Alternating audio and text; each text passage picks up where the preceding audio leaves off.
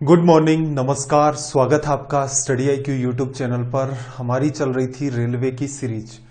Railway की इस series का आज हमारा डे 114 है और आज हमारा मॉक टेस्ट नंबर 9 है। इससे पहले हमने स्टार्टिंग के 90 डेज में कंप्लीट किया था रेलवे की मैथ्स का सिलेबस। उसके बाद अगले 15 दिन में हमने कंप्लीट किया था रिवीजन और फिर डे 106 से हमारी स्टार्ट हो गई थी मॉक टेस्ट की क्लासेज। मॉक टेस्ट का जो लेवल है अपना वो रेलवे एग्जाम के कंपैरिजन के अंदर काफी हाई रहता है। तो इसका मतलब अगर आप SSC की भी तैयारी कर रहे हैं या स्टेट लेवल की किसी और एग्जाम की तैयारी कर रहे हैं तो आपको यहां से मॉक टेस्ट देखने से अच्छी खासी हेल्प मिलेगी।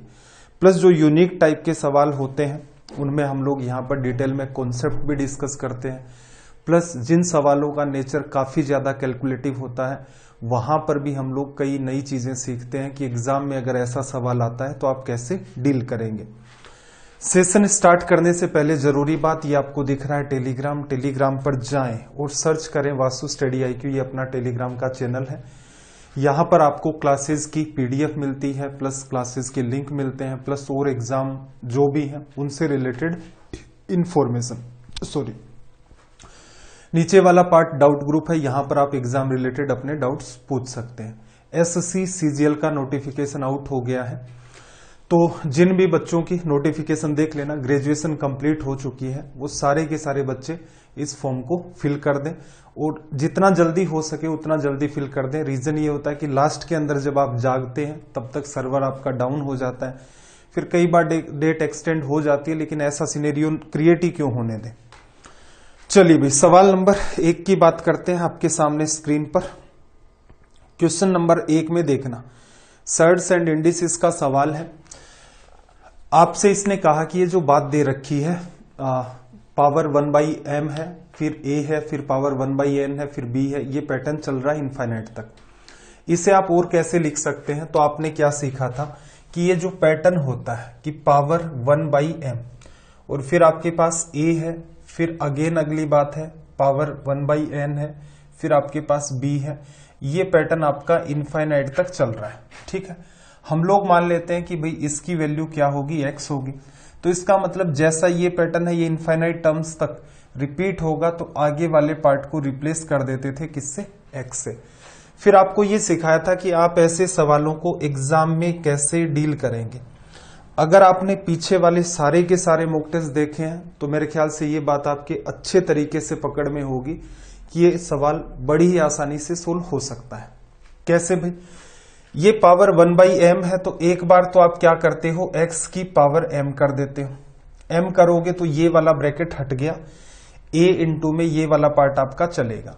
अगेन क्या करोगे आप, पावर अगेन n करोगे तो ये मल्टीप्लाई में चला जाता है, ये हम सीख चुके हैं। n करोगे तो यहां पर a है तो इसका मतलब a की पावर n बनेगी। फिर आपके पास b है, ये ब्रैकेट आपका हट चुका है, यहां पर आपके पास मल्टीप्लाई में x आ जाएगा। आपने इसके सामने क्या माना था, x, ठीक है भाई। एक x से x कट जाएगा तो x की पावर मान लो यहां 10 है तो क्या बचेगी, 9, क्योंकि एक तो आपके पास इधर है। यहां पावर अगर 20 है, एक कट जाएगी तो 20 - 1 19। यहां पावर m इंटू n है तो एक पावर आपकी यहां से हट गई और x की पावर m इंटू n -1 बच गया। अब क्या करना आपको, तो x की वैल्यू चाहिए तो पूरे की ही पावर 1/m इंटू n -1 कर दोगे तो इससे फायदा ये होगा कि राइट साइड में आपके पास x मेंटेन है। क्लियर है? लेफ्ट साइड की बात करें तो यहां पर देखना a की पावर n अपोन में mn -1 ये आ जाएगा। इनटू में क्या होगा भाई, b की पावर 1/mn -1 निकल के आ जाएगा। अब इसने देखो चीजों को किस वे में दे रखा है, इसने तो कुछ खास तरीका यूज नहीं कर रखा है, ऑप्शन की तरफ ध्यान नहीं दिया था, सीधे सीधे ही लिख रखा है। कैसे? सीधे सीधे देखना, इन्हीं चीजों को अगर आप ब्रैकेट में डालते हैं तो a की पावर n इंटू b, ये तो ब्रैकेट में पड़ा रह गया। पावर आप ये वाली कर रहे हो तो ये वाली जो पावर है एज इट इज यहां पर लिखी जाएगी। ये सारी की सारी चीजें हम लोगों ने थ्योरी में देख रखी है।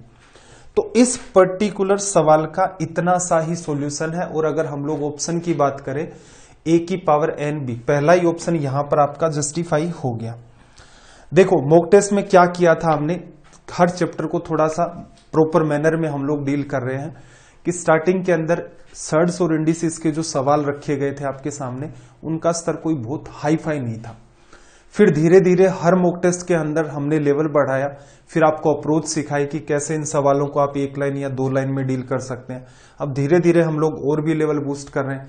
आगे के मॉक टेस्ट आप देखेंगे तो उनमें आपको सर्ड्स इंडिसेस का और लेवल मिलेगा। ऐसे ही नंबर सिस्टम, जितने भी चैप्टर हैं, प्रयास ये रहेगा कि लेवल बूस्ट करते जाएं। चलो भी स्टार मार्क कर लेना, इंपॉर्टेंट सवाल था ये। नेक्स्ट क्वेश्चन पर आ जाओ भाई। लैंग्वेज को रीड करो जल्दी से, अटेम्प्ट कर सकते हो तो बहुत अच्छी बात है। देखो क्या कहा, ट्रायंगल ABC के अंदर एंगल B जो है वो आपका 90 डिग्री है। यदि बिंदु D और E BC पर इस प्रकार है कि BD बराबर DE बराबर EC, तो ट्रायंगल कुछ ऐसा सा बना लेते हैं हम लोग। BC हम लोग यहां ले लेंगे, एंगल B पर क्या बन रहा आपका 90 डिग्री। ये आपका C, इसके 3 टुकड़े करने हैं। 3 टुकड़े क्या करने हैं, बीच में एक D रख दो, एक आपको E रख दो, ठीक है। अब इसने आपको दे रखे हैं कुछ स्टेटमेंट। स्टेटमेंट किस फॉर्म में है, पहली बात तो ये है, उनको ऑब्जर्व करो।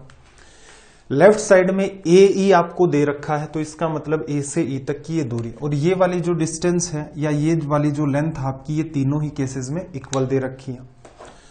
राइट में जो स्टेटमेंट बन रहा है इक्वल्स के साइन के बाद, वो AC का स्क्वायर है। AC आपका ये वाला है, फिर आपके पास क्या है AD, ये वाला पार्ट है। क्लियर हो गई बात। चलो, या तो आप इस प्रॉपर्टी को ध्यान रखें। SSC के लिए जब हम लोग ये सारी चीजें पढ़ते हैं तो बिल्कुल इन सारी की सारी चीजों को थोड़ा ध्यान भी रखा जाता है। रीजन उसके पीछे सिर्फ इतना ही होता है कि पास्ट ईयर के अंदर SSC ऐसे कई सारे सवाल राइट एंगल ट्रायंगल से पूछ चुका है, तो बेटर ये रहेगा पहले से ही माइंडसेट ठीक है अपना, तो यहां सीधे सीधे आपको एक ऑप्शन को टिक करना था, ठीक है। चलो फिर भी समाधान करते हैं। क्या, ये राइट एंगल ट्रायंगल है, कुछ मान लो, इस साइड को 1 मानो, ये भी 1 होगी, ये भी 1 होगी, इसको भी 1 ही मान लेते हैं। मान लिया, 1 और 1 की वजह से ये वाली जो लेंथ है ये √2 आ गई। 2 और 1 की वजह से AE की वैल्यू 2 का स्क्वायर 4 और 1 5, √5 आ गया। पूरे की वजह से ये वाली लेंथ 3, ये 1, 3 3 9 और 1 10, ये वाली पूरी की पूरी लेंथ कितनी आ गई, √10, ठीक है। इसने किस चीज को यूज किया है, इसने यूज किया है किसको, AE को। इसने यूज किया है AE को। AE का अगर मैं स्क्वायर कर देता हूं तो मेरे पास क्या आएगा, 5। राइट साइड में इसने यूज किया है AC को। AC का स्क्वायर यूज हो रखा है, तो स्क्वायर करोगे तो 10।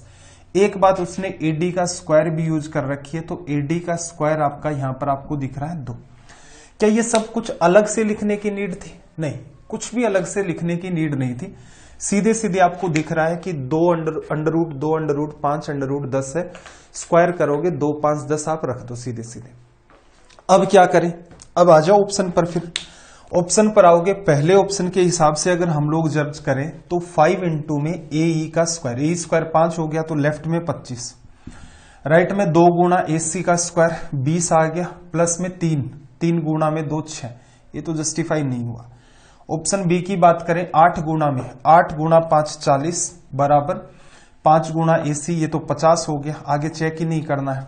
सी ऑप्शन की बात करें तो देखो 8 इंटू में AE का स्क्वायर 40 हो गया, फिर 3 इंटू में AC का स्क्वायर 3 गुणा में 10 30, और 5 गुणा में ये वाला पार्ट आपका 10, ये हो गया आपका जस्टिफाई। यहां कॉन्ट्राडिक्ट होने का कोई चांस ही नहीं बनता। अब बात कर लेते हैं, जब SSC को पढ़ाया जाता है तो आपका स्टेटमेंट क्या निकल के आया, 8 3 5। तो SSC को जब पढ़ाते हैं तो ये पैटर्न इस फॉर्म में पढ़ाया जाता है, 5 8 3, 5 और 3 मिलकर के 8 आपका बन जाता है।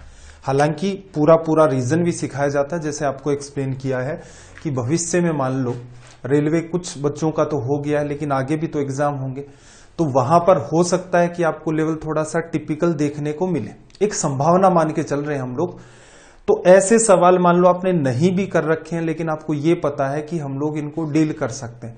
रीजन क्या है, राइट एंगल ट्रायंगल है, छोटा भी राइट एंगल ट्रायंगल, उससे बड़ा राइट एंगल ट्रायंगल, सबसे बड़ा राइट एंगल ट्रायंगल। ऐसी कौन सी चीज है जो यहां पर आपको राइट एंगल ट्रायंगल में साइड निकालने के मामले में नहीं पता, हर बात आपको पता है। तो ये भी आपके सामने एक सवाल जो है, इनको डील करने की एक ठीक सी अप्रोच है, और जरूरी नहीं है कि अप्रोच यही काम करेगी, कोई भविष्य में और भी रैंडम सवाल आपको दिखे तो वहां भी आप ऐसा सा कॉमन सेंस अप्लाई कर सकते हैं। चलो भाई नेक्स्ट क्वेश्चन की बात कर लेते हैं। क्या कहा, जब किसी धन पूर्णांक को d से विभाजित करते हैं तो शेषफल 15 प्राप्त होता है। जब उसी संख्या के 10 गुने को d से विभाजित करते हैं तो शेषफल 6 प्राप्त होता है। d की न्यूनतम वैल्यू देखो, कोई आपके पास नंबर है, कोई नंबर मैंने मान लिया x, ठीक है, कोई भी नंबर मान लिया मैंने, ठीक है। इसमें जब आप d का डिवीजन करेंगे तो आपको क्या मिलता है, यहां पर रिमाइंडर के रूप में 15 मिलता है, ठीक है, रिमाइंडर के रूप में 15 मिलता है। तो क्यों ना मैं ऐसा कर लूं कि भाई नंबर को ब्रेक करके लिख लूं। इंपॉर्टेंट बात यही है इन सवालों को डील करने की। या फिर क्या कर सकते हो, दूसरा भी तरीका सिखाया था आपको कि आप अपने हिसाब से कोई वैल्यू अज्यूम कर लो, ठीक है, वो भी देख लेंगे। देखो कोई पर्टिकुलर नंबर है, अगर आप उसमें d का डिवीजन करते हैं तो रिमाइंडर आपका 15 आता है, तो आप उस नंबर को x प्लस 15 मान लो। तो यहां पर एक बात ये अपना कंक्लूजन निकलता है यहां पर कि x में तो d का पूरा पूरा भाग चला गया, 15 में d का भाग नहीं लगा, और d की वैल्यू क्या होगी, 15 से बड़ी होगी। ये यूज किया था ना remainder theorem, number of factor और डिविजिबिलिटी, ये सारी की सारी चीजें, इन पर बेस्ड भी हमने सवाल किए थे कि एक ही सवाल में 3 कॉन्सेप्ट अप्लाई हो रहे हैं।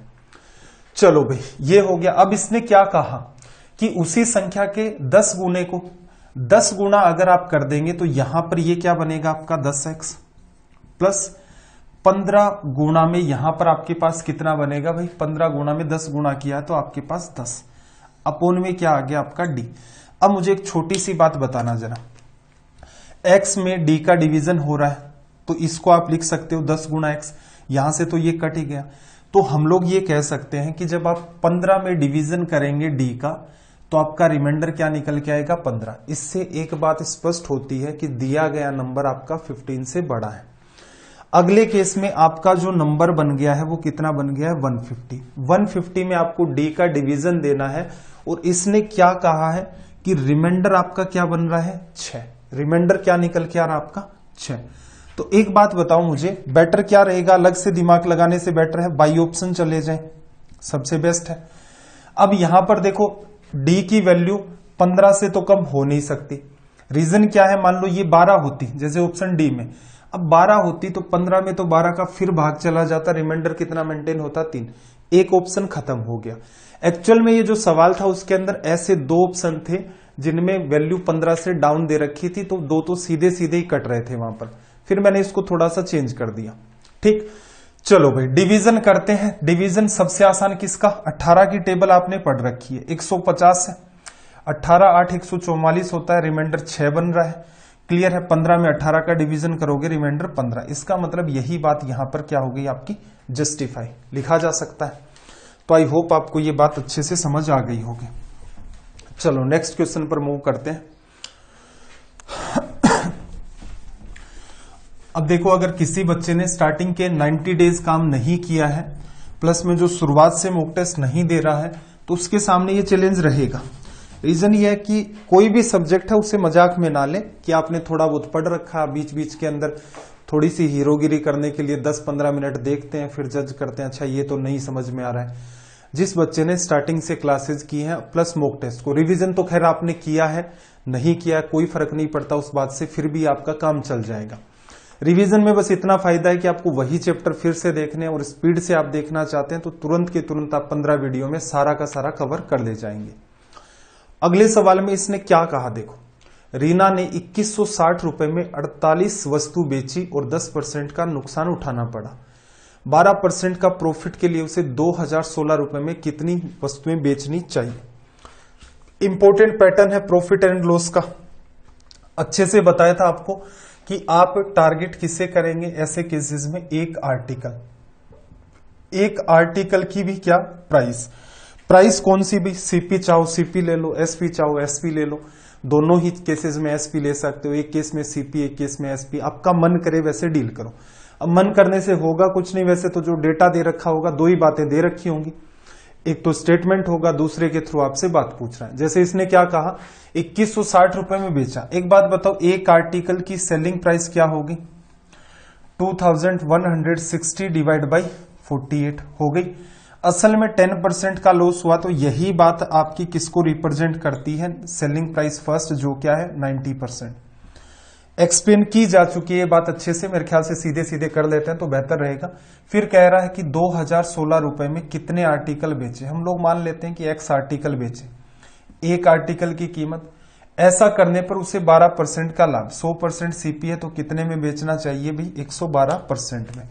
चलो ये वाला पार्ट आपका यहां से कैंसिल आउट हो गया।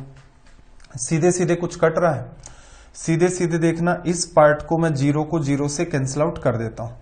9 से अगर हम लोग कैंसिल आउट करें तो यहां से देखना जरा, 9 से आपने काटा, 9 गुणा 2 18 और 3 बच गया, 9 4 आपका 36, 24, 2 आपका क्या आ गया भाई 48। ये 2 आपका नीचे जाएगा, नीचे का नीचे से इसके साथ काटोगे तो 56 से कट जाएगा। 2016 अपोन में एक्स और उसी के साथ 56, एक्स तो आपका इधर आ गया। 2016 में आपको डिवीजन करना है 56 का। सीधे बात नहीं बन रही है तो किसी से काट लें, मतलब रिजल्ट परफेक्ट आ रहा है, कोई भी नंबर आपको दिख रहा है उससे काट लो। जैसे 8 से काट लेते हैं, 7 बार कट गया। 8 से आप काटोगे 2 16, 8 5 40, 2 16, 7 का डिवीजन करोगे 7 3 आपका 21 और 7 6 आपका 42। कैलकुलेशन मेरे हिसाब से गड़बड़ नहीं हुई होगी। अप्रोच आपको क्या बताई थी कि एक बार तो आप ऊपर की तरफ एक्चुअल में डेटा रुपीज में लिख दें और नीचे वाला डेटा परसेंटेज में। सेम ये का ये पैटर्न आपको रुपीज में क्रिएट करना है और नीचे वाला परसेंटेज में। रीजन भी मैंने आपको जब ये चैप्टर पढ़ाया था प्रॉफिट एंड लॉस तो एकदम डिटेल में एक्सप्लेन किया था कि इसके पीछे की वजह क्या है। एक बार आपने कॉमन सेंस डेवलप कर लिया, इस टाइप के सवालों से आप चिंता मुक्त हैं, एकदम कोई तनाव नहीं लेना है।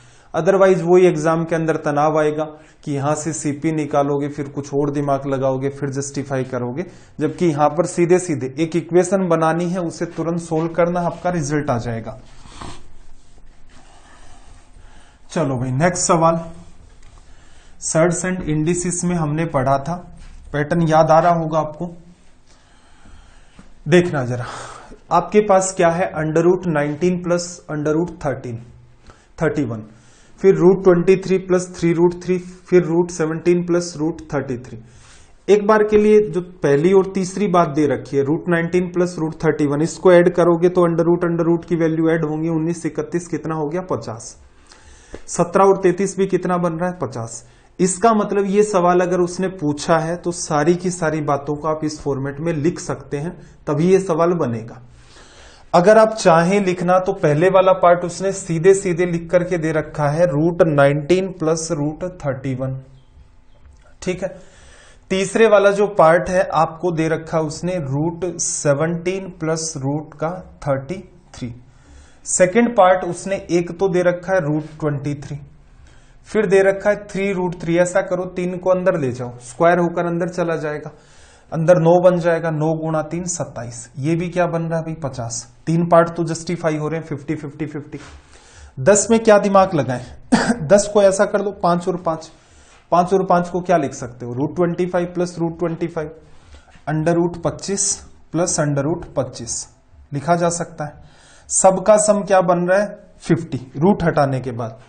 ऐसे केसेस में एक बात आपको बताई थी और एक सिंपल सा हिंट किया था कि अगर आपका 3 बड़ा है 2 से, 3 अगर बड़ा है 2 से, तो आप कह सकते हैं कि जो 3 का हम स्क्वायर करेंगे वो 2 के स्क्वायर से बड़ा होगा। मस्त था ये वाली बात। हालांकि आंसर तो इसको देखते ही सीधे सीधे आप हिट कर सकते हैं कि ये जो आपका 10 है ये सबसे बड़ा है, लेकिन फिर भी वापस से रीजन समझना कैसे। आप इसका स्क्वायर करेंगे, a प्लस बी का होल स्क्वायर है, इसका सम 50 आ जाएगा, फिर 2 इंटू में this one into this one, अगले में 50 बनेगा, 2 गुना में इसका और इसका मल्टीप्लाई, ऐसे इसका मल्टीप्लाई। 2 चीजों का मल्टीप्लाई करना है। रिजल्ट मैक्सिमम कब होगा, जब दोनों के बीच का डिफरेंस मिनिमम होगा। कैसे, 25 को 25 से करोगे, अंडर रूट में 625 आएगा। यही काम आप यहां करके देखना जरा, 19 गुणा 1 19 हो गया, 57 और 1 58, 581 हुआ। तो ये वाली बात आपको अच्छे से सिखा रखी है कि यहां पर आपसे सबसे बड़ी वैल्यू पूछेगा, वो क्या होगी 10। ऑप्शन सी के अंदर आपको 10 दे रखा है। कहीं कंफ्यूजन है फिर से, तो आप क्या करें, उस चैप्टर में जाएं। अगर आपके पास पीडीएफ है, पीडीएफ में जाओ, तुरंत वहीं क्लिक करो, सीधे सीधे वीडियो में पहुंच जाओगे। आपको लॉजिक भी समझ में आ जाएगा कि गिने चुने 2 ही कैटेगरी के सवाल होते हैं यहां पर जिनमें वो इस टाइप की चीजें पूछ लेता है।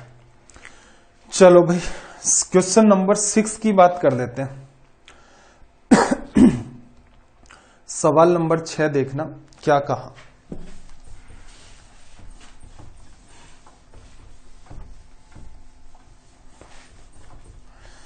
6 में इसने क्या कहा, 4,500 रुपए की धनराशि वार्षिक साधारण ब्याज की किस दर पर 5 साल में 6,525 रुपए हो जाएगी। रेट ऑफ इंटरेस्ट निकालनी है। ब्याज कितना मिला भाई, लेस करना जरा। 4.5 में 1000 2000 जोड़ोगे तो 6,500, तो इसका मतलब 2,025 रुपए का इंटरेस्ट मिला है। कितने रुपए पर भाई, 4,500 रुपए पर। यही इंटरेस्ट अगर हम लोग परसेंटेज में चेक करें तो इतने % हमें ब्याज मिला। लेकिन हमें पता है कि रेट ऑफ इंटरेस्ट जो होती है वो किसके लिए होती है, 1 साल के लिए। 1 साल में जितने भी % आपको इंटरेस्ट मिलता है वही आपकी रेट ऑफ इंटरेस्ट होती है। ये सारा का सारा मामला परसेंटेज में 5 साल का 1 साल पर ले आओ इसको, ये इससे सोल्व होगा। आगे अगर हम लोग इसे सोल्व करें तो ये कितना आ गया, 405। 45 से कट रहा है 9 बार, 45 गुना में 10 450 होगा। एक कम कर दोगे, एक से कम बार एक लेस करके मल्टीप्लाई करोगे, रिजल्ट आ जाएगा। चलो भाई अगला सवाल है, थोड़ा सा जूम कर देता हूं मैं सवाल को। देखना जरा,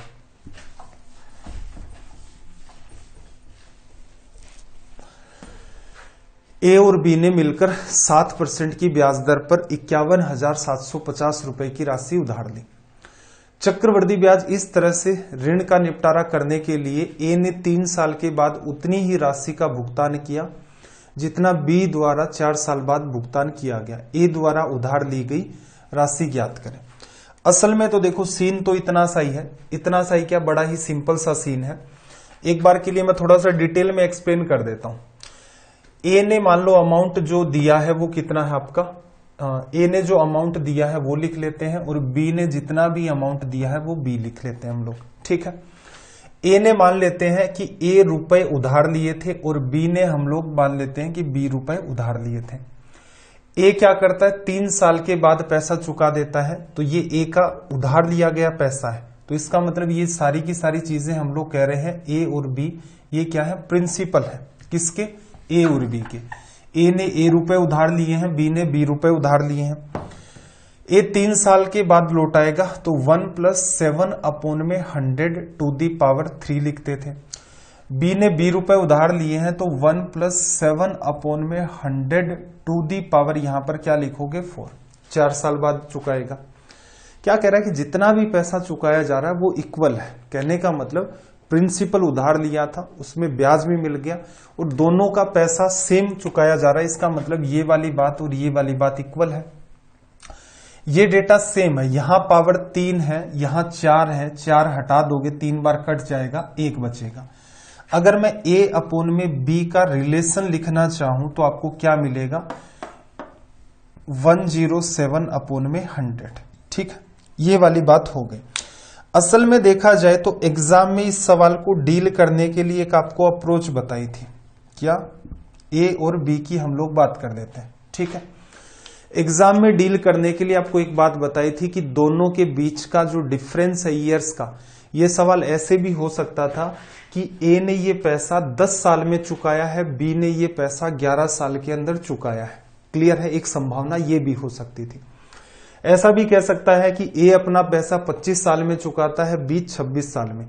सारा खेल किस चीज का होता है ऐसे सवालों में, खेल होता है कि इस टाइम और इस टाइम के बीच का डिफरेंस कितना है।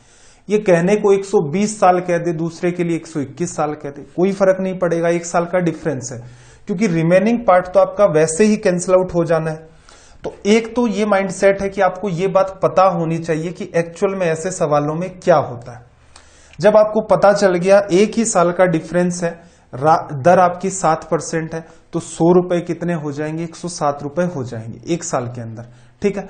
अगर डिफरेंस 2 साल का होता तो यहां क्या निकल के आता, 3 बार, यहां 5 होता तो 100, 107 अपॉन 100 टू दी पावर 2। यहां क्या लिखते, 107 का स्क्वायर, यहां क्या लिखते आप, 100 का स्क्वायर। पीछे ऐसे कई सारे सवाल हमने किए। मुद्दे की बात यह है एक ही साल का डिफरेंस है, तो एक साल में 100 रुपए अगर है, दर 7% है तो 107 हो जाएंगे। आपके सामने चैलेंज ये रहेगा कि बी को आप 100 रुपए दोगे या ए को 100 रुपए दोगे। तो सिंपल सी बात है, ए क्या करता है 3 ही साल तक पैसा रखता है, बी 4 साल तक रखता है, तो बी को पैसा कम दो जिससे 1 साल का एक्स्ट्रा ब्याज मिलेगा। तो आप चाहे तो कॉमन सेंस लगा सकते थे कि बी को ज्यादा साल तक रखना है तो पैसा कम दे दिया, बी को 100 रुपए दे दिए, ए को कितने दे दिए 107 रुपए। क्लियर है। कुल मिलाकर के यहां पर कितने रुपए दिए इन दोनों को 207।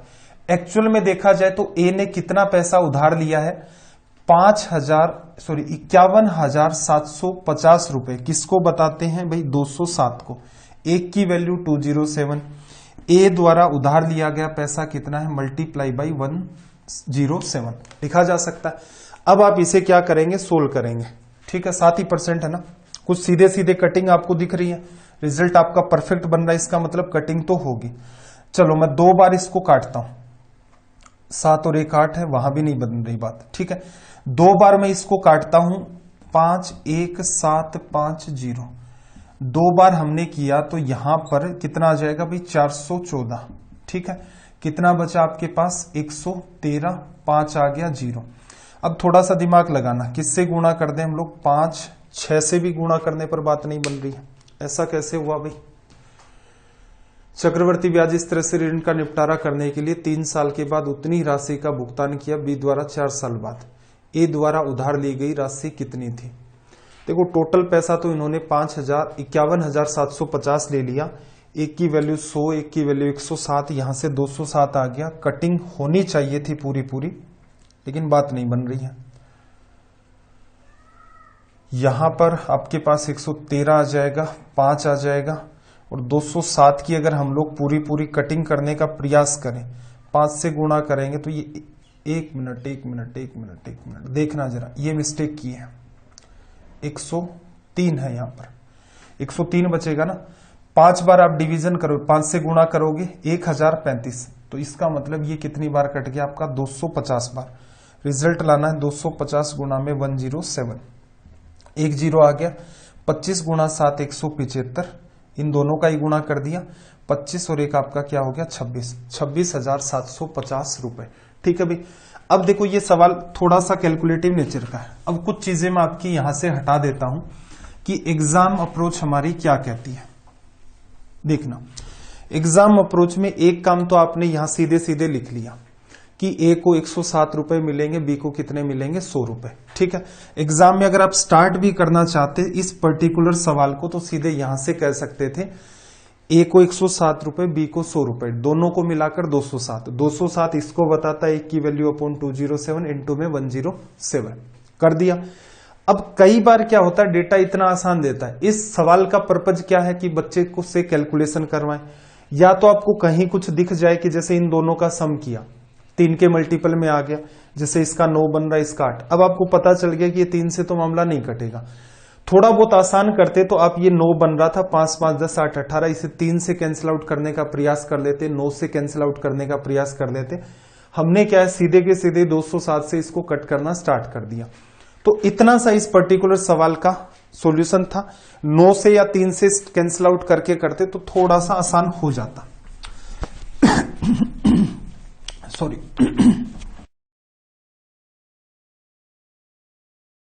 क्वेश्चन नंबर 8 में देखना क्या कहा।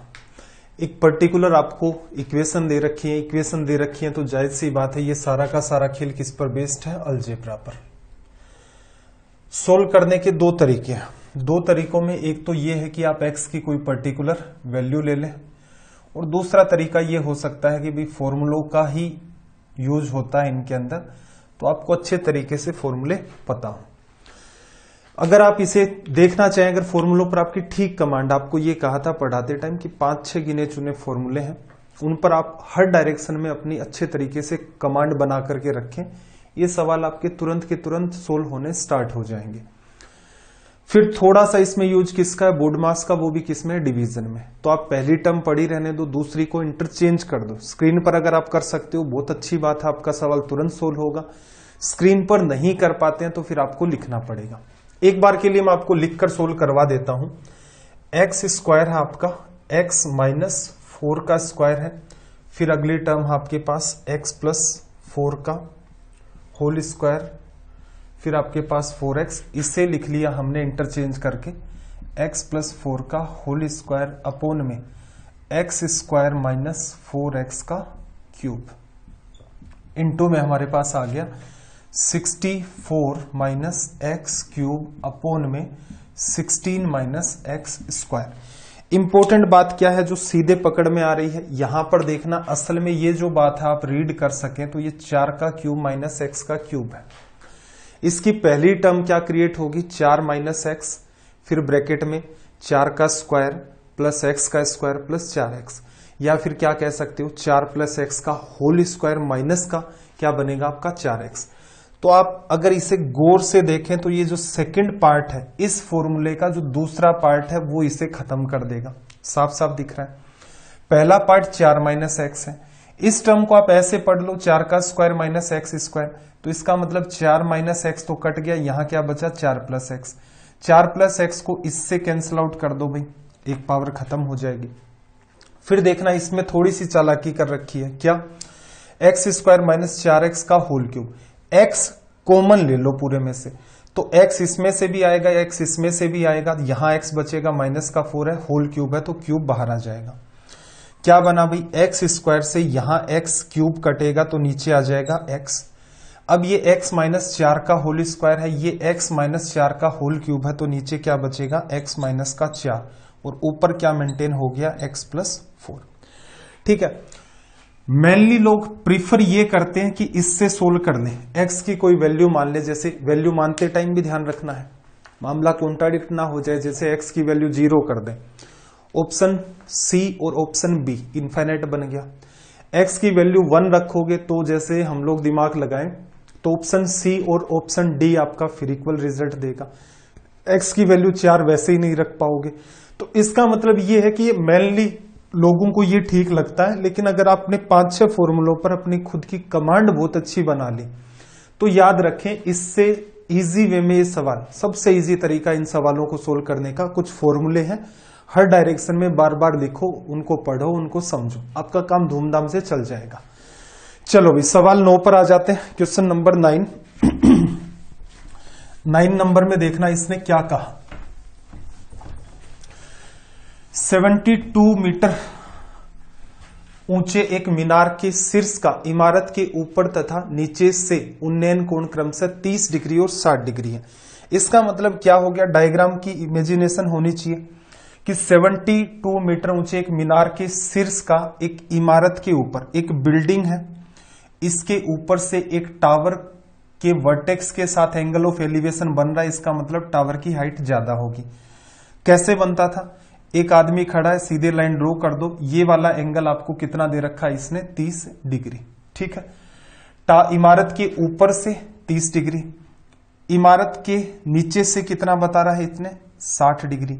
ये वैल्यू कितनी है भाई आपकी 72 metre height of tower. Solve करना आपको सिखाया था, क्या आप इस डायग्राम को मॉडिफाई कर दें, क्या करें इसको सीधे सीधे आगे की तरफ ड्रॉ कर दें और इसके साथ इस पर एक परपेंडिकुलर ड्रॉ कर दें। असल में मामला इतना सा ही है कि इमारत की ऊंचाई हाइट ऑफ बिल्डिंग फाइंड करनी है। देखना ये 30 है तो ये एंगल कितना भाई 60 डिग्री, ये 60 है तो ये इधर पास वाला 30 डिग्री, क्यों कंप्लीट 90 बनेगा।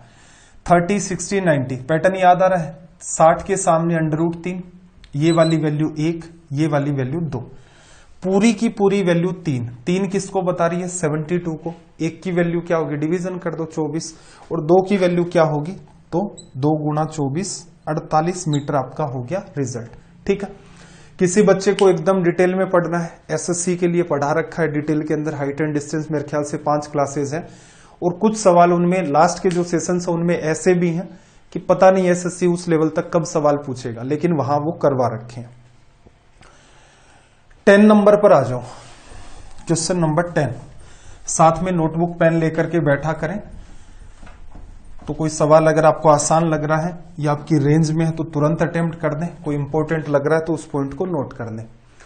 पिरामिड का बेस 10 मीटर, साइड का एक इक्विलेटरल ट्राइंगल है, ऊंचाई ये दे रखी है, पिरामिड का आयतन क्या बताया था अभी, कोई भी शेप नीचे से ऊपर तक एक जैसी है, volume base area into height. अगर उसमें एक स्लांट हाइट मौजूद है तो क्या लग जाएगा 1/3, जो कि पिरामिड में होता है। बेस एरिया, बेस में क्या है equilateral triangle, area of equilateral triangle √3/4 into में साइड का स्क्वायर 10 का स्क्वायर कितना 100। ये बेस एरिया लिख लिया 1/3। हाइट कितनी है भाई आपकी 40√3। √3 इंटू √3 3 बन गया, ये इससे कट गया और कितना बच गया आपके पास 1000। ये आपका हो गया रिजल्ट। चलो भाई नेक्स्ट क्वेश्चन की तरफ मूव कर लेते हैं। क्या कहा, किसी वस्तु का चिन्हित मूल्य मार्क प्राइस उसकी लागत मूल्य से 25% ज्यादा है। एक दुकानदार इसे बेचता है जो चिन्हित मूल्य पर X% की छूट देता है, 8% की हानि झेलता है, तो X की वैल्यू क्या है। देखो सिंपल सी बात है भाई, 100 रुपए का आर्टिकल आदमी ने खरीदा, 25% बढ़ा करके इस पर उसने कितने लिख दिए 125 रुपए लिख दिए। बेचा, क्या हुआ 8% का लॉस। 100 का आर्टिकल 8 के लॉस के साथ कितने में जाएगा 92 में। तो आपसे क्या पूछ रहा है कि उसने डिस्काउंट दिया ना, यहां से यहां उसने एक डिस्काउंट दे दिया। आर्टिकल पर 125 रुपए लिखे हुए थे, उसे सेल कर दिया 92 रुपीज में। डिस्काउंट कितने का, यहां से यहां 25 और ये 8, 33 रुपए का डिस्काउंट उसने दे दिया किस पर 125 पर। परसेंटेज में बदलना, मल्टीप्लाई बाई 100, 25 से काटा 4 बार 5 बार, 33 गुणा 2 गुणा 2 66 और 132 अपॉन में 5 कितना आ गया भाई 2 बार, फिर 6 बार, फिर 4 बार, 26.4% का उसने क्या कर दिया यहां से डिस्काउंट। देखना भाई नेक्स्ट क्वेश्चन को देखना, क्या कहा कि 10, 16, 22 और 32 में से प्रत्येक में x जोड़ा जाता है, इस क्रम में प्राप्त संख्याएं समानुपात के अंदर है। तो असल में क्या कहना चाह रहा है भाई, 10 के अंदर उसने क्या ऐड किया है x, फिर आगे क्या है 16 में उसने क्या ऐड किया है x। सवाल को आप क्या करें तुरंत के तुरंत रीड कर लिया करें, जिससे मान लो पूरा सवाल रीड भी ना करके बताया जाए तो भी आपका काम चल जाए। एक तरीका तो ये हो गया, ठीक है, ऐसा कर लिया आपने। अब चाहे तो यहां पर CND रूल लगा सकते हैं, ठीक है। CND रूल क्या लगेगा यहां पर, एक मिनट, क्या यहां पर CND रूल लगेगा, नहीं लगेगा, ठीक है। दिखने में पैटर्न वैसा लग रहा है, क्यों नहीं लगेगा, देखो 10 + x है और यहां 16 + x है, ये 10 + x होता 10 - x होता, ठीक है। अमूमन कई बार ये पता नहीं आज तक आपके सामने डाउट आया या नहीं आया, क्योंकि जैसे ये एक जैसा पैटर्न दिखता है CND जैसा, लेकिन अप्लाई नहीं होता। रीजन संख्याएं सेम नहीं है, यहां x x है, यहां 10 और 16, 10 10 होता, x x होता, एक में प्लस एक में माइनस, तब CND लगता। इसका मतलब क्या होगा, सोल्व करें। सोल्व करने का एक तो तरीका ये, आप कोई कॉमन सेंस लगा ले भाई कि x की वैल्यू ऐसी सी रखेंगे तो मामला सेट होगा। या फिर क्या करो, देखो इन दो टर्म को इन दो टर्म के साथ गुणा करोगे 4 टर्म बनेगी। 4 क्या बनेगी भाई, x को x से किया x², लेकिन x को x से करोगे इधर भी x², ये तो कट जाएगा, ये तनाव नहीं लेना। x को 10 से किया 10x, 32 को x से किया 32x, 32 और 10 कितना आ गया भाई 42x, और 32 गुणा में 10 कितना 320, सिखाया जा चुका है ये भी। x² तो कट गया, 22x और 16x, 16 और 22 कितना हो गया भाई आपका 38x, प्लस 16 को 22 से करोगे, 16 गुणा 2 32, 16 गुणा 2 32 और 3 आपका 35, 38 इधर आ जाएगा, आपके पास क्या बचा 4x बराबर, इसको लेस कर दिया 32, x की वैल्यू यहां से क्या निकल के आ गई 8। अब इसने क्या कहा कि x + 1 और 3x + 1 का मध्यानुपाती, सिंपल है वो निकालना, तो मिड प्रोपोर्शन। x + 1 8 की वैल्यू रखोगे तो 9 बनेगा, 8 3 24 और 1 25, अंडर रूट करना, इसकी वजह से 3, इसकी वजह से 5 बाहर आ जाएगा, 5 इंटू में 3, रिजल्ट क्या मेंटेन हो गया अपना 15, ठीक है। कुछ बच्चे यहां अज्यूम करने का प्रयास करते हैं, मैं ये कह रहा हूं कि अज्यूम करने की नीड नहीं है, अपनी कैलकुलेशन जो है डील करने की उसे थोड़ा सा ठीक करें। और कई बार ऐसे पैटर्न बने हैं और बार बार आपको इसी चीज पर मैंने फोकस करवाया है। अज्यूम कर लेते हो, मान लो आपने 1 रखा, 2 रखा, 3 रखा, 4 रखा, ट्राई कर ली, बात नहीं बन रही है, तो इसका मतलब सोच के देखो आप 8 तक पहुंचेंगे, आपका कितना टाइम कंज्यूम हो गया। मान लो इसकी वैल्यू 13 निकल के आती तो क्या करते, तो ये मामला क्या है बिगड़ जाता है ऐसे केसेस में। चलो भाई एक सवाल आपके पास और है।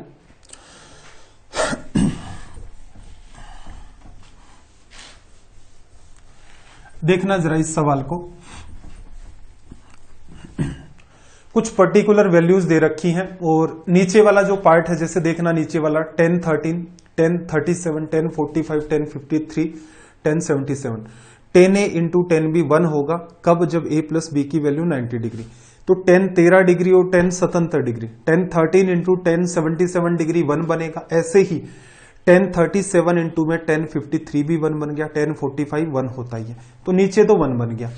आगे ध्यान रखने वाली बात आपको ये सिखाई थी कि इफ, बहुत इंपॉर्टेंट पार्ट था, इफ a प्लस बी अगर आपका 90 डिग्री है तो हमने देखा था कि साइन a बराबर क्या होता था, कोस b। बस दोनों का सम 90 हो, इसी को इंटरचेंज करके 1 अपॉन कोसेक लिख सकते हो, इसको 1 अपॉन सेक लिख सकते हो। तो आपका मन करे इंटरचेंज करके लिख लो, क्या फर्क पड़ता है। कोसेक a बराबर क्या होगा, सेक b। बस ध्यान क्या रखना है, a प्लस बी का सम अगर ये बन रहा है तो इनकी वैल्यू सेम। कोसेक में कुछ वैल्यू दे रखी है, फिर उसने सेक में वैल्यू दे रखी है, दोनों को जोड़ना जरा। 72 degree plus theta 12 degree minus theta, theta से थीटा कटा 72 और 12 90। इसका मतलब पहली और जो दूसरी टर्म दे रखी है वो आपस में कैंसिल आउट हो गई। ठीक है, अब आपके पास क्या बचा, 10 67 डिग्री प्लस थीटा और फिर कोट की वैल्यू। आपको यही बात यहां भी सिखाई थी जो हमने अभी अभी यूज की है। देखना जरा कि 10a इंटू में 10b बराबर क्या होगा आपका 1। इसको अगर मैं 1 अपॉन में क्या लिख लूं, कोट b, और उधर मल्टीप्लाई कर दूं तो ये वाली वैल्यू मेरे पास क्या आएगी, 10a बराबर क्या होगा, कोट b। ठीक है, इसका मतलब अगर a प्लस b का सम 90 डिग्री बन रहा है उस केस में 10 की वैल्यू कोट के बराबर। 10 67 डिग्री प्लस थीटा और cot 23 degree minus theta, add करोगे थीटा से थीटा कट गया, 67 प्लस 23 90 डिग्री हो गया। तो इसका मतलब यहाँ 10 की वैल्यू कोट के बराबर, ये भी कट गया, तो पूरे का रिजल्ट क्या आ गया, 0। ठीक है, अब देखो अच्छी बातें क्या है, अच्छी बातें यही है कि आपने जैसे ही मैंने आपको ये पार्ट पढ़ाया, आपने इस चीज को अच्छे से एक टेबल भी बना करके आपको बताई थी कि देखो इस छोटे से पार्ट में से कितनी सारी चीजें वो पूछ लेता है। ये निकल के कैसे आया था इस बात का भी आपको प्रूफ करके बताया था अच्छे तरीके से। अगर किसी बच्चे को ये वाली बात पता है उसके लिए सवाल कुछ भी नहीं है, कोसेक सेक कटा, 10 कोट कटा, ऊपर 0 बन गया, नीचे 1 बन गया, रिजल्ट क्या आ गया इसका 0, वर्बली हो रहा है। और वैसे सोच के देखो, आपने भी अगर पहली बार सवाल देखा होगा तो यही मन किया होगा यार छोड़ देते हैं, पता नहीं क्या वाहियात बात है। नहीं, अब चीजों को अगर गहराई से पढ़ते हैं, मैथ्स को मैथ्स के हिसाब से पढ़ते हैं कि ये आपका सिलेबस है, ऐसे सवाल पूछे जाते हैं, इतने आपके कॉन्सेप्ट क्लियर होने चाहिए, तो मामला बड़ा आसान है। चलो भाई 14 नंबर में देखना जरा क्या कहा। क्वेश्चन नंबर 14,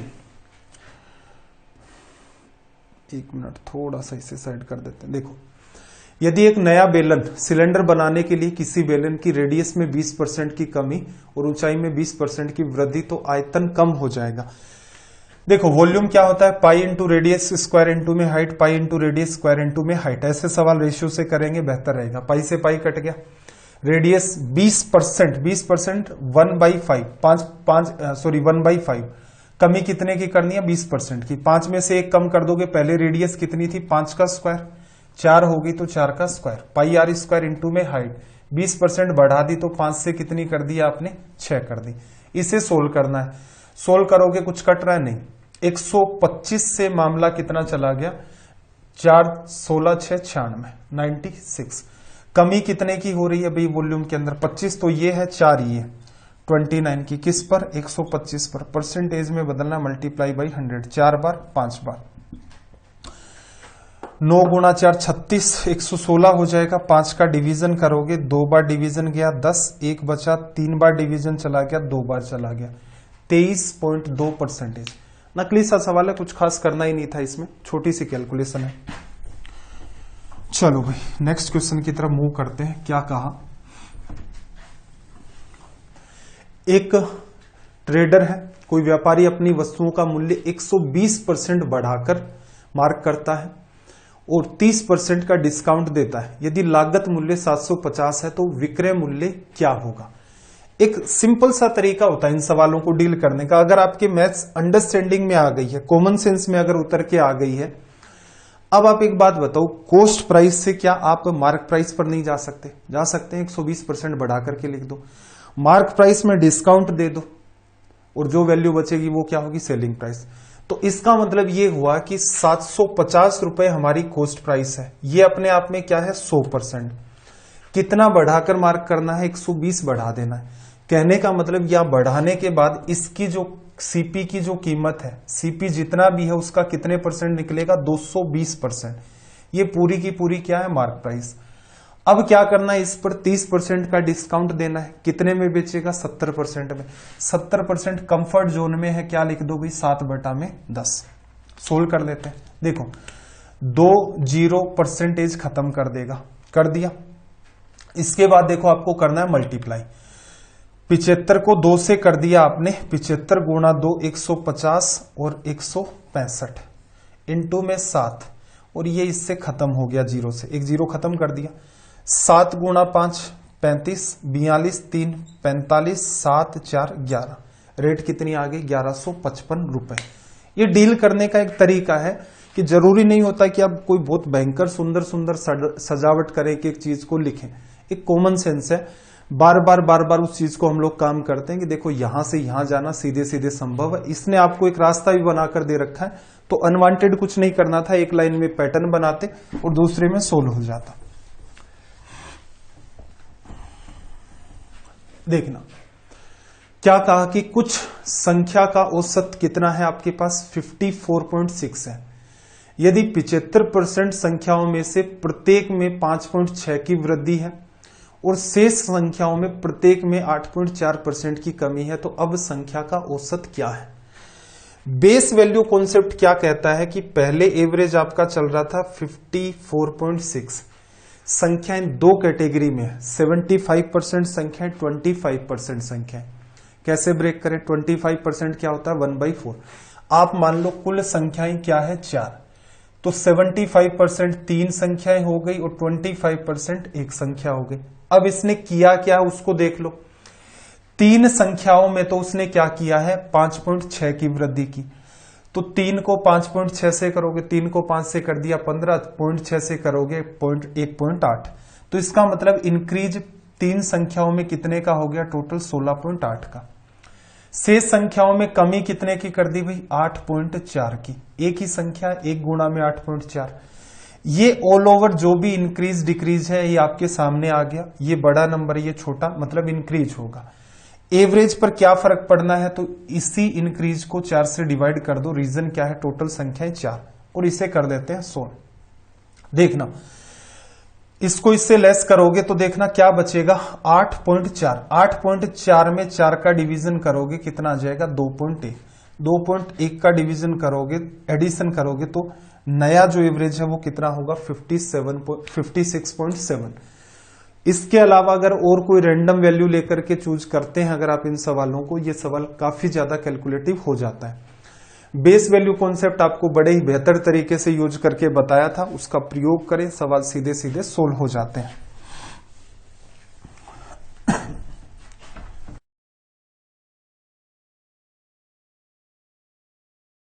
क्वेश्चन नंबर 17 में देखना इसने क्या कहा आपसे कि O केंद्र O के साथ एक वृत्त के व्यास डायमीटर AB को एक बिंदु P की ओर बढ़ाया जाता है। जैसे PO आपको दे दिया 16.8, PQR एक छेदक रेखा है जो Q और R पर वृत्त को काटता है। जैसे PQ 12, PR 19.2, AB की लेंथ। पहले तो बना लेते हैं इसका डायग्राम। AB इसका डायमीटर है, P तक बढ़ाया, PQR एक आपकी छेदक रेखा होगी। ये आपका A, ये आपका O और B।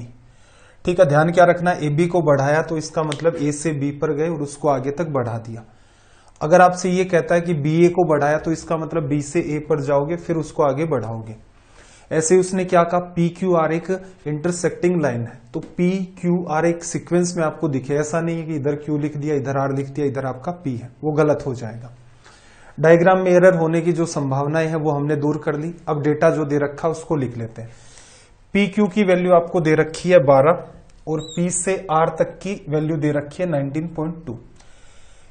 कोड की प्रॉपर्टी है, इसका मतलब PQ का मल्टीप्लाई PR से होगा। ठीक है, एक बात तो इजी सी है। पी से आपको किसकी वैल्यू दे रखी है, ओ तक की वैल्यू दे रखी है, ये वाली कितनी है भाई 16.8। ये वैल्यू आपकी आर है, ये वैल्यू भी आर है, क्योंकि रेडियस है। ए बी चाहिए, मतलब हमें 2r की वैल्यू। अब देखो मल्टीप्लाई क्या होगा पीबी का पीए से, तो आप ये कह सकते हैं यहां पर पी से बी की वैल्यू ये 16.8 है, तो इसे लिख देते हैं हम लोग 16.8 माइनस आर, और ये पूरी की पूरी लेंथ क्या हो गई फिर 16.8 प्लस का आर। ये सवाल क्यों उठा, इससे पहले हम लोग मेरे ख्याल से मॉक टेस्ट में ऐसे 4 या 5 सवाल कर चुके हैं। इस सवाल में आती है कैलकुलेशन। अब कैलकुलेशन डील करने का तरीका क्या होगा भाई, या तो कुछ स्पेसिफिक पार्ट है, स्क्वायर याद कर लिए, क्यूब याद कर लिए, कुछ आपको मल्टीप्लाई आता है, यूनिट डिजिट का कॉन्सेप्ट है, कई सारी चीजें हैं, बीच बीच में हम आपको बताता रहता हूं। कई बार थोड़ा सा और भी एक्स्ट्रा कॉमन सेंस लगाना पड़ता है, वो डिपेंड करता है सवाल पर। तो यहां हमें कैलकुलेशन सीखनी है। कैलकुलेशन का नेचर क्या होगा देखना, इसका इससे कर दिया मल्टीप्लाई, कोई समस्या नहीं है। ये वाली जो बात है 16.8 माइनस आर इंटू में 16.8 प्लस आर, तो ये क्या बनेगा ए प्लस बी का ए माइनस बी से गुणा करोगे ए स्क्वायर माइनस बी स्क्वायर। 16.8 का क्या बनेगा स्क्वायर माइनस क्या बनेगा एक्स स्क्वायर, बराबर में ये वाली बात। इसको मैं इधर ही ले आता हूं 12 इंटू में 19.2 बराबर आर स्क्वायर। अब देखो या तो आप क्या कर दो, इसका इससे गुणा कर दो, इसका इससे गुणा कर दो, उसमें से उसको लेस कर दो, उसके थ्रू कोई ना कोई रिजल्ट आ जाएगा। ये आपको भी देख करके लग रहा है कि मामला कैलकुलेटिव जाएगा, ठीक है। बेटर क्या रहेगा भाई, बेटर आपके सामने ये रहेगा, आप थोड़ा सा दिमाग, हालांकि इस सवाल के अंदर देखो यूनिट डिजिट, अच्छा 2 ऑप्शन की यूनिट डिजिट आपकी सेम आ रही है तो चैलेंजिंग हो सकता है, लेकिन फिर भी अप्लाई कर सकते हो। कॉमन लेना है, कॉमन ऐसा नंबर लो कि आपको पता है आगे की टर्म के अंदर क्या निकलेगा आर निकलेगा, तो इसका मतलब ऐसी वैल्यूज यहां रखते जाओ कॉमन ले करके, जैसे पूरी की पूरी बात ब्रैकेट में है, बाहर कुछ कॉमन लेना है, ऐसी वैल्यू लो जिसका अंडर रूट निकले, जिससे सवाल आसान हो। जैसे 4 कॉमन ले लिया 16 ले लिया, ऐसे 64 कॉमन ले लिया, 7 गुणा 7 49 कॉमन ले लिया, 3 गुणा 3 9 कॉमन ले लिया, इस टाइप से कॉमन लेना है।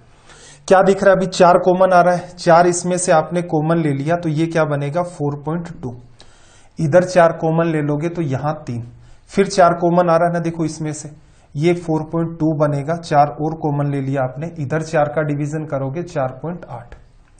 कुछ और दिख रहा है 3 गुणा 3, 3 इसमें से कॉमन लिया, 3 इसमें से कॉमन लिया, 9 आ गया, इसमें से 3 चला गया, इसमें से 3 करोगे तो 1.6, और यहां देखो क्या बना है 1.4 इंटू में 1.4, 1.4 14 का स्क्वायर 196, 2 प्लेस छोड़कर लेस करोगे लिखोगे तो 1.96, और ये क्या बन गया एक तरीके से 1.60, ब्रैकेट में यही है, इसमें से इसको लेस कर दिया तो कितना मेंटेन हो गया 0.36।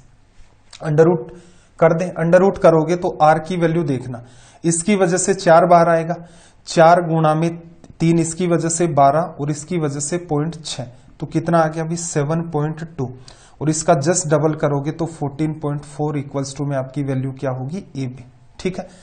अब ये छोटे छोटे पार्ट होते हैं कैलकुलेशन के अंदर, इनको ध्यान रखना है।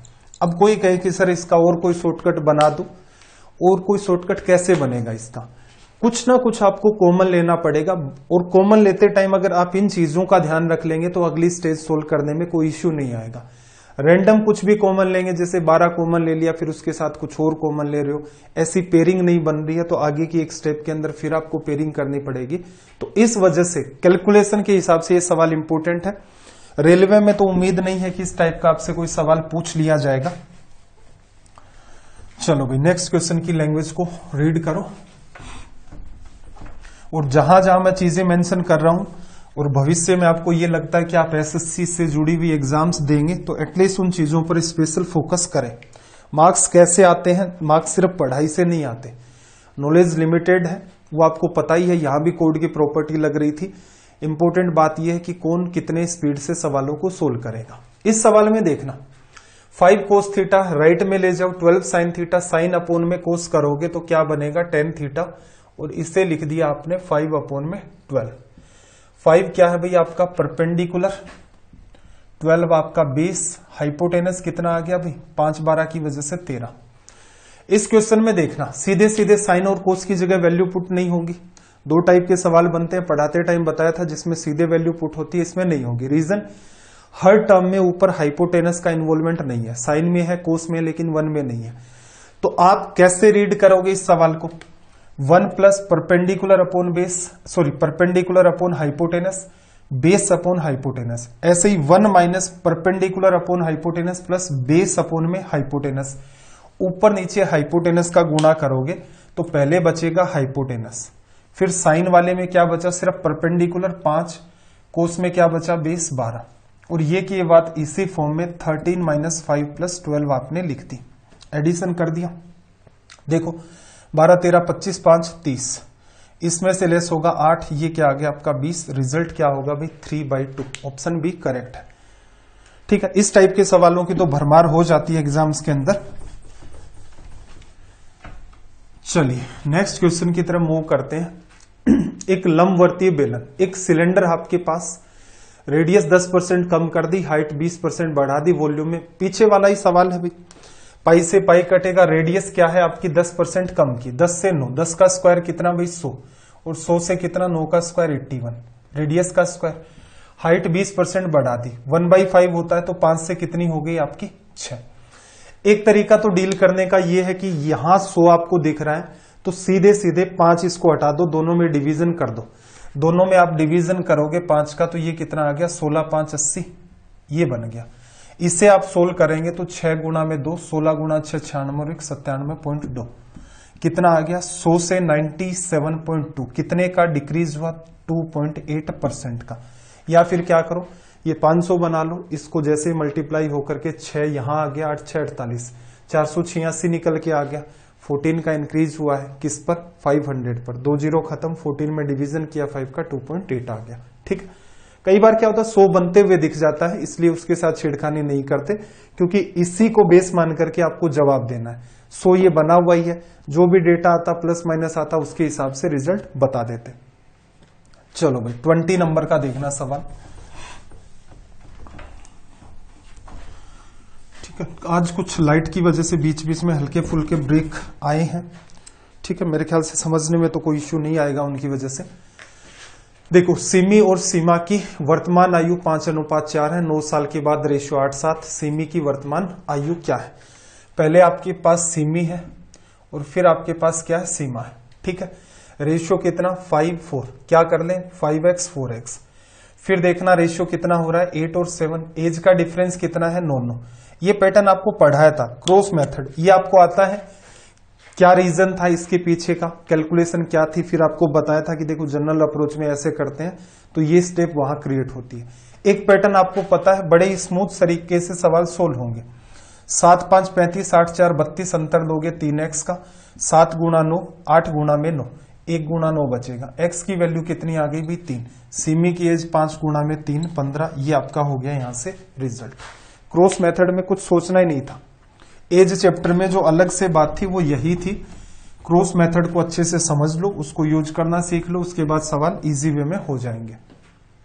देखना ABCD एक साइक्लिक क्वाड्रिलेटरल है जिसमें P पर मिलने के लिए AD और BC को आगे बढ़ाया जाता है। ठीक है, और DC और AB आगे बढ़ाने पर Q पर मिलते हैं। तो ये कॉमन सा ही डायग्राम है इस टाइप का कि एक साइड तो इधर मिलती है, ऐसे सवालों के अंदर थोड़ा सा बेहतर बनाना पड़ेगा, और एक आपकी साइड कुछ इस साइड में मिलाते हैं। ठीक है, ऐसा सा कर दो भाई इसको। ठीक, आपको देख करके डायग्राम समझ में आ जाता है, मतलब वो लाइन देखते ही पता चल जाता है। ABCD साइक्लिक क्वाड्रिलेटरल है, AD और BC, ये आपका ABCD आपने बना दिया। AD आपका और BC आपका किस पर मिलते हैं, P पर। ये सर्कल ही बना करके रखना वरना कंफ्यूजन हो जाएगा। फिर ऐसे ही देखो DC और AB इधर है और DC इधर है, किस पर मिलते हैं आपके, Q पर मिलते हैं। एंगल A की वैल्यू क्या है आपके पास 60 डिग्री, एंगल AB और C की वैल्यू कितनी आपके पास 72 डिग्री। आपसे क्या पूछा है DPC ये वाला एंगल, और फिर आपके पास क्या है BQC ये वाला एंगल। इन दोनों के बीच का अंतर निकालना है। देखो नकली सा सवाल है। साइक्लिक क्वाड्रिलेटरल में क्या होता है, साइक्लिक क्वाड्रिलेटरल में आमने सामने के एंगल्स का सम 180 डिग्री, अब गौर से देखना इस बात को, ये 72 डिग्री है आपका इस ट्राइंगल में। ये वाला जो ट्राइंगल है ना, इसको देखो ए बी पी में 60 डिग्री और 72 डिग्री कितना हो गया 132। 132 ये हो गया, तो ये वाला कितना हो जाएगा भाई 48 डिग्री। 132 में 8 जोड़ा 140, उसमें 40 जोड़ दिया 180, एक एंगल निकाल लिया। ये 60 है, ये एंगल कितना होगा आपका 120, और इधर वाला क्या बनेगा फिर से 60। त्रिभुज के दो अंतः कोणों का योग तीसरे बाह्य कोण के बराबर। 60 में क्या जोड़ा है इसने, 60 में 12 डिग्री जोड़ा है। आपको ज्योमेट्री पढ़ाते टाइम बताया था कि sum of two interior angles equals to में थर्ड एक्सटीरियर होता है, उसका यूज करते हो तो आपकी स्पीड काफी बढ़ जाती है, ठीक है। अदरवाइज एक एक करके भी लिख सकते थे। ये 60 है, 120, ये 60, इधर वाला भी लिख लो, बट इस वे से इजी वे में हो जाता है। इन दोनों का अंतर निकालोगे कितना दिख रहा है अभी 36 डिग्री। ये आपका हो गया रिजल्ट ऑप्शन ए।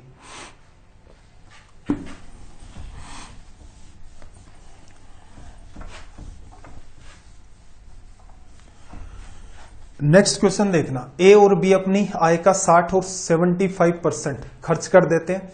ए की बचत बी की तुलना में 20% अधिक है, तो ए की आय बी की आय से कितने परसेंट कम है।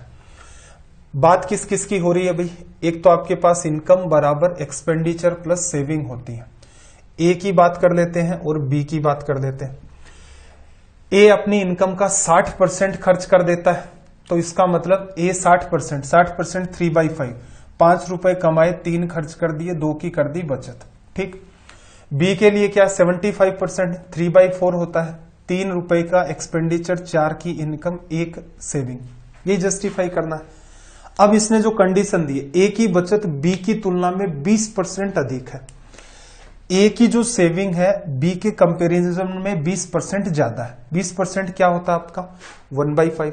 अगर ये 5 रुपए बचाएगा तो ये वाला कितने बचाएगा 6 रुपए बचाएगा।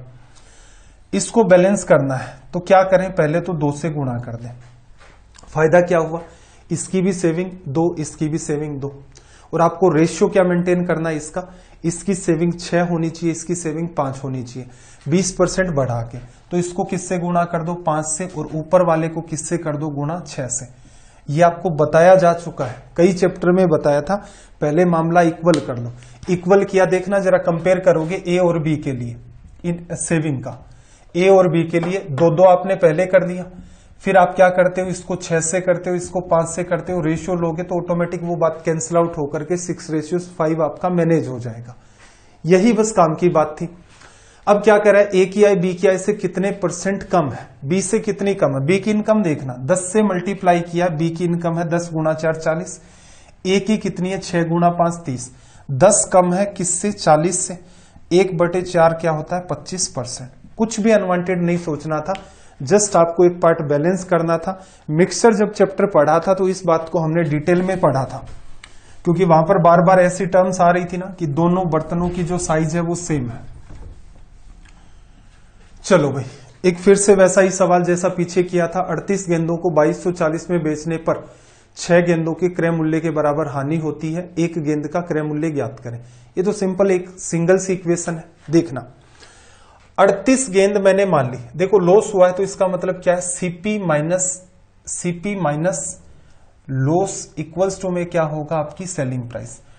एक गेंद मैं मान लेता हूं x रुपए में खरीदता हूं, तो इसका मतलब 38 गेंद मैंने कितने में खरीदी 38x में। लॉस कितने का, 6 गेंदों की जो कॉस्ट है कितनी 6x, बराबर में क्या आ जाएगी सेलिंग प्राइस। सेलिंग प्राइस कितनी बता रहा है 2240, ठीक है। अब देखो यहां पर जो सिनेरियो चल रहा है ना, 38 गेंदों को बेचा, जब पढ़ाया था तब आपको बताया था 38 गेंदे बेच रहा है, इसका मतलब उसने 38 गेंदे खरीदी तो है, ये खरीदवा ली, ये लॉस करवा दिया, इस रेट पर बेच दिया, दोनों चीजें इक्वल। यहां पर देखना जरा, आपके पास 6 आपने लेस कर दिया तो कितना आ गया 32x बराबर 2240। सोल्व कर दें, रिजल्ट परफेक्ट है तो 8 से काट लेते हैं। 8 से काटा, 8 2 16 और 6 8 8 64, फिर 7 से काटा, x की वैल्यू कितनी आ गई 70। ये आपका हो गया रिजल्ट ऑप्शन सी। 24 नंबर देखना, क्वेश्चन नंबर 24। देखो, एक निश्चित कार्य को पूरा करने के लिए x y की तुलना में 40% ज्यादा एफिशिएंट है और z जो है वो y की तुलना में 40% कम कुशल है। तीन लोग हैं अपने पास, एक x है, एक y है, एक अपने पास z है। इनकी बात कर लेते हैं इफिशियंसी की। x जो है y के कंपैरिजन में 40% ज्यादा एफिशिएंट। 40% क्या होता है? 2 बाई में 5। y की इफिशियंसी 5 है तो x की कितनी हो जाएगी? 7। x y के कंपैरिजन में 40% इफिशिएंट हो गया। z y के कंपैरिजन में 40% कम, तो इसका मतलब इसकी 5 तो इसकी कितनी हो जाएगी? 2 कम कर दो 3। तो इसका मतलब ये वाला डेटा तो उसने आसान दिया था, इसको बैलेंस करना ही नहीं पड़ा, सीधे सीधे हो गया। एक साथ काम करते हुए 21 दिनों में काम पूरा कर सकते हैं, तीनों के तीनों लोगों को लगा दोगे तो तीनों की इफिशियंसी 7 5 12 3 15। ये टोटल वर्क है। अब कह क्या रहा है कि y और z ने 35 दिन तक काम किया। कितना किया? 35 गुणा में y और z 8। रिमेनिंग काम किसको करना है? ये टोटल था, ये करा जा चुका है, इसको करना है। ठीक है, सोल्व करना है। कितने डेज? डिवीजन कर दिया एफिशिएंसी का, 7 से काटा 3 बार, इधर भी काटना मस्ट है, ये 5 बार। 45 में से 40 चला गया, रिजल्ट कितना आ गया? 5। कंप्लीट कर देगा कितने में? 5 डेज में। 25 नंबर का देखना, सवाल छूट तो नहीं रहा? सही है। क्वेश्चन नंबर 25 को देखना, बोर्ड मास का सवाल है। बोर्ड मास का जब भी कभी आप क्वेश्चन देखेंगे तो सबसे पहले आपका ध्यान किस पर जाना चाहिए? ऑफ पर और डिवीजन पर। वहीं एरर हो सकती है आपकी। एक एक करके जैसे इस सवाल को हम लोग सोल्व करें तो देखना जरा, इसने क्या कहा? 3/5 है, फिर मल्टीप्लाई है 8 और 7 15, 15/8 लिख दिया। इसके बाद डिवीजन है, उसको हम लोग चेंज कर रहे हैं मल्टीप्लाई में। बस ध्यान क्या रखना है, ऑफ वाला पार्ट पहले सोल्व होगा, उसको जस्ट इंटरचेंज कर दो। तो पहली टर्म 4/3 है, फिर आपका 3/16, 3 से 3 कट गया, 4 से 16 कटेगा, 1/4, 4 आप इंटरचेंज करके लिख दोगे ऊपर। हो गया? चलो भाई, माइनस का साइन है। अगली टर्म देखना, 15 और 1 16, 16/5। डिवीजन को मल्टीप्लाई लिखना है, ऑफ पहले सोल्व होगा। अब नीचे की टर्म ऊपर लिखेंगे, ऊपर की टर्म नीचे। तो 4 1/2, 8 और 1 9, 9 तो नीचे आ गया और 2 आपका ऊपर आ गया। ये एक साथ ही सोल्व होना था, ऑफ सोल्व कर देंगे। 3 ऊपर रहेगा, एलसीएम आपका 15 और 1 16, ये वाला पार्ट आपका। ठीक, इसके बाद क्या बन गया आपका भाई? 5/2। इससे अगली टर्म 1/2, 1/8 में मल्टीप्लाई 4, 1/2 1/2, आगे तो 1 ही बन गया आपका। ये इजी था पार्ट। ठीक है, इसे कर देते हैं भाई सोल्व। ये आपका 3 बार, ये आपका 2 बार, ये वैल्यू तो बन गई 9/2। इसको सोल्व करोगे तो देखना, 2 से 2 कैंसिल आउट, 16 से 16, 5 से 5, 3/9, 1/3 प्लस का 1, एलसीएम 6 आ गया। 27 में से 2 और प्लस का 6, 2 लेस कर दोगे यहां पर तो 4, 31/6, तो कितना आ गया भाई? 5 1/6। ये आपका रिजल्ट हो गया। ऑप्शन सी आपका करेक्ट है। बस इतना सा आपको ध्यान रखना था इसमें। चलो भाई, नेक्स्ट क्वेश्चन की तरफ मूव करते हैं। नेक्स्ट क्वेश्चन में इसने आपसे क्या कहा? ये वही सिंपल सा पैटर्न है। क्या कहा था मैंने आपको? जैसे सेकंड वाला जो पार्ट है, वैल्यू अज्यूम नहीं कर पाओगे। इसमें क्या करो आप? एक्स वाई को राइट साइड में भेज दो, माइनस का जो एक्स वाई है, फिर होल स्क्वायर करोगे तो क्या आएगा? एक्स की पावर 4 प्लस वाई की power 4, 2x square y square, लेकिन उधर से एक एक्स स्क्वायर वाई स्क्वायर आकर के इसको खत्म कर देगा। तो लेफ्ट में तो 273 पीछे पढ़ाया जा चुका है, इसलिए एग्जाम अप्रोच सीधे सीधे फॉलो कर रहे हैं। राइट के अंदर क्या होगा भाई? 13 का स्क्वायर 169। फिर आपकी जो टर्म है राइट साइड में एक्स वाई लेकर गए थे, एक्स स्क्वायर वाई स्क्वायर इधर आ गया। फिर क्या बनेगी आपके पास टर्म? 2 इंटू में 13 इंटू में आपका एक्स वाई की ही वैल्यू आपसे पूछ रहा है।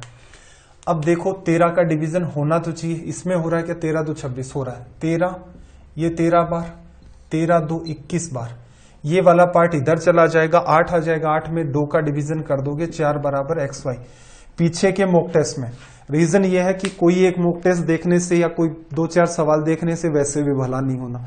शुरुआत से मॉक टेस्ट देखोगे, एक जगह इस सवाल को डिटेल में करवाया जा चुका है। अगला सवाल देखो, ये चलो आपका होमवर्क है। ठीक है, किया हुआ सवाल है अपना, ये आपका होमवर्क है। कमेंट करके आपको जरूर बताना है कि इसका रिजल्ट क्या होगा।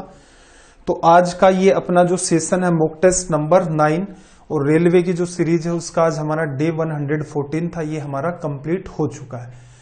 आप इन मॉक टेस्ट के अंदर कई सारी चीजें सीखते हैं। बस एक समस्या ये रहती है हर बच्चे के साथ ही अमूमन कि वो चाहता है कि यार मैं मॉक टेस्ट देख रहा हूं, उसमें धीरे धीरे इंप्रूवमेंट हो रहा है। मुद्दा ये है कि टीचर को ये नहीं पता है कि आपके पास कितना ज्ञान है और कहाँ आपके अंदर कमी है। तो टीचर को सारी ही कमियां एक साथ लेकर के चलनी पड़ती हैं। आपको ये लगता है आप में ये कमी, आप उस पर्टिकुलर चीज का सुधार करें। आपको ये लगता है आप में ऐसी कोई कमी नहीं है तो आपको सुधार करने की नीड ही नहीं है। तो टाइम लगेगा। फिनिशिंग, जैसे एक एग्जाम्पल लें, मान लो सीजीएल मेंस आपका 200 नंबर का है, कोई बच्चा 0 लेवल पर भी है, कभी भी कंपटीशन की मैथ नहीं पढ़ी, ग्रेजुएशन कर रखी है, मेंस का पेपर बैठ एग्जाम में जाए देने के लिए, हो सकता है 70, 80, 100, 125 मार्क्स वो स्कोर कर ले। किसी ने थोड़ा पढ़ रखा, हो सकता है 125, 150 मार्क्स कर ले। किसी ने ज्यादा पढ़ रखा, 170, 180 मार्क्स स्कोर कर ले। लेकिन मान लो किसी ने 100 से स्टार्टिंग की थी, 170 पर एक ठीक ठाक चीजें पढ़ करके ही उसका स्कोर हो गया। जितना उसने जी जान लगाई है 100 से लेकर 170 तक, उससे कहीं ज्यादा उसे एफर्ट लगाने पड़ेंगे 170 से 190 या 200 तक जाने के अंदर। तो मुद्दा ये होता है कि धीरे धीरे ऊपर जैसे जैसे हम लोग पीक पर जाना स्टार्ट कर देते हैं, अपने एफर्ट्स होते हैं उनको हमें बढ़ाना पड़ता है और हम कई सवालों के बाद किसी एक सवाल के अंदर कुछ सीख पाते हैं। इनिशियल लेवल पर पहली बार अगर आपने time and work LCM method से पढ़ा होगा तो आपको लगा होगा यार क्या चमत्कारिक चीज है।